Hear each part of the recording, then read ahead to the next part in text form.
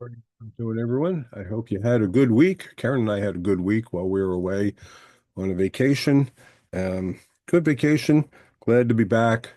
But towards the end of it, I picked up a nasty cold, and so you might hear it a little bit in my nose right now, and I might stop to cough now and then. But overall, it was a good week. I'm glad to be back with you. We're starting a new series. I'm calling the series "When Things Go Wrong." It's a look at Matthew chapter 18. It comes out from our last series on little things when we looked at the verses that said, "Where two or three of you are gathered in my name, there I will be. Ask anything of me, and I will do it for you." And we took a look at that.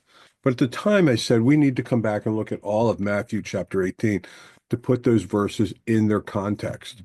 Because Matthew 18, in a lot of ways, is all about when things go wrong. And it's going to start with some disciples asking a very odd question. So let's get into it. Matthew chapter 18. At that time, the disciples came to Jesus and asked, "Who then is the greatest in the kingdom of heaven?"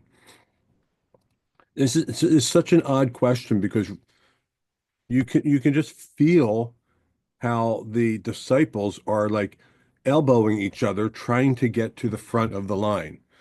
They have a an image in their head of what this kingdom will be all about, but they have it all wrong. And we've seen that over and over again as we've gone through different passages in the Gospels over the years. By the way, I need to stop and say this.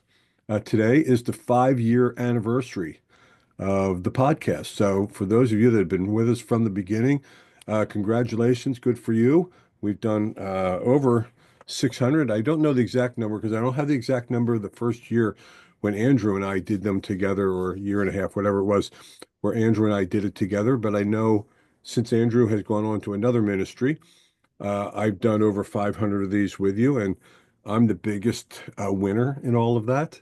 I'm so blessed when I'm in the Word and challenged when I'm in the Word, but I hope you are too. So we have these 10 minutes every day. We've done it now over 600 times.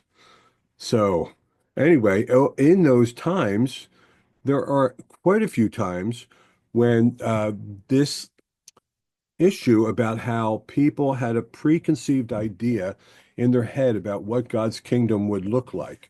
And for them in that day, it meant that Jesus would be a strong political and military king who would, first of all, drive the Romans out of their land. The Romans were occupying the land. The Romans had taken over all of the Middle East and much of Europe and all. They had a very big kingdom. And part of that was they had run over Israel. And so people from Israel were longing to be independent again. And so when Jesus came along, among other things, they had this image that Jesus would be creating a strong political kingdom again. Now we step back into our story with the disciples, and they asked this very odd question. At that time, the disciples came to Jesus and asked, "Who then is the greatest in the kingdom of heaven?" I want to actually look at it in Mark before we get to Jesus's answer because it gives us a little bit of context. It said that they left that place where they were and they passed through Galilee, and Jesus did not want anyone, the people, the general public, to know where they were because he was taking the time to teach his disciples. He knew they didn't get it. And he said to them, "The Son of Man is going to be delivered into the hands of men, and they will kill him, and after 3 days he will rise."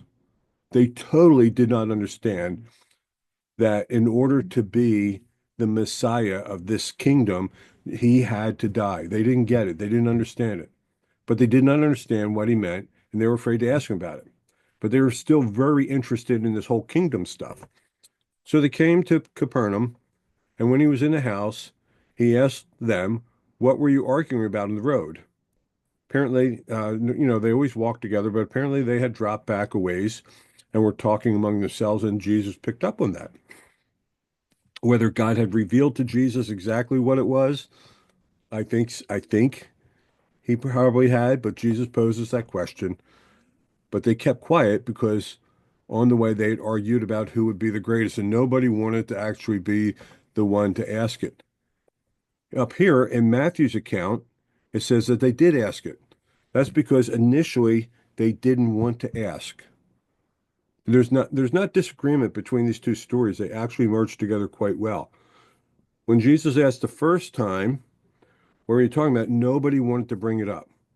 And I don't know how much time it took, but finally, and I'm going to bet it's Peter, somebody finally puts the question out there. And who's going to be the greatest?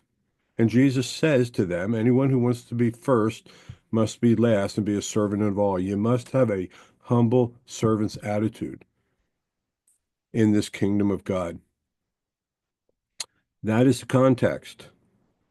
In Matthew, it goes on to give us a whole nother explanation, and it has to do with little children. But before we look at that, a walk down memory lane. Now, things for you, Clem, too, may have been different.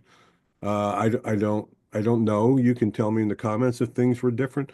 But growing up, there was a saying, um, or we sometimes heard, that children should be seen but not heard.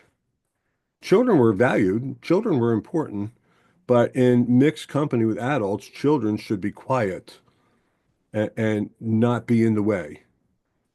I also remember how during the big family gatherings around Thanksgiving and Easter and Christmas and some of the others, when there was far more people than could fit around our dining room table, there would be a second table, but that was called the children's table. And one of the things you look forward to, you loved sitting at the children's table with other children and short beat hanging out with the boring adults. But one of the things was you looked forward to then sitting at the adult table one day. You were a big person once you got there, right? Children had their place. What Jesus is about to do is very unusual for his time. I'm not saying it worked just like that in Middle East times, but what Jesus is about to do is very unusual. He called a little child to him, and he placed the child among them. And he said this, see, children weren't at center stage. They were off on the edge. He had to call the child over. In answer to who will be the greatest, he said, I tell you, unless you change your attitude right now and become like little children, you will never enter the kingdom of heaven. Therefore, whoever takes the lowly position of this child is the greatest in the kingdom of heaven. And whoever welcomes one such child in my name welcomes me. And Jesus uses this wonderful illustration of a childlike faith. What is a childlike faith like?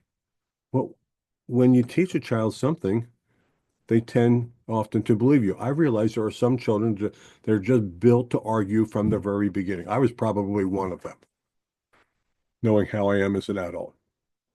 But when you teach a child something, they tend to trust you and believe you. When you take a child and you want to teach them to swim, a lot of times you go to the edge of a pool, you put them on the edge of the pool, you stand there and you step back a few steps and you hold out your hands and you say, jump to me, I will catch you. And they think about it for a little second. They're a little bit scared at what they look at. Then they look at you and they jump into your arms because they're trusting you. This is not to say that we can't ask questions and think through things. Yes, we should have critical thinking minds, but at the very heart of our faith in God should be a childlike faith that says, you know what, God, I'm going to trust you with whatever this is. I may not understand it all, but you've told me that you love me, that you will take care of me, that you cause all things to work together for good. This thing that I'm facing doesn't seem to make sense, doesn't seem to be working, but I'm going to trust you while we work all this out. That's a childlike faith. That's directly opposite of what the disciples were showing at that time. They want to be the greatest. And Jesus says you must be willing to become the least. in the kingdom, because when you become the least in the kingdom and you trust me with childlike faith, now, in my eyes, you are now the greatest in the kingdom of God. So, in a series on when things go wrong, the starting point is, where is our faith at any given moment? Are we trusting God? We may have questions, we may be upset, mad about something, but are we trusting God with a childlike faith today, in spite of what we see going on in our life and in our world around us? So that's the beginning of our new series, When Things Go Wrong, Lord willing. Look forward to seeing you all on Wednesday.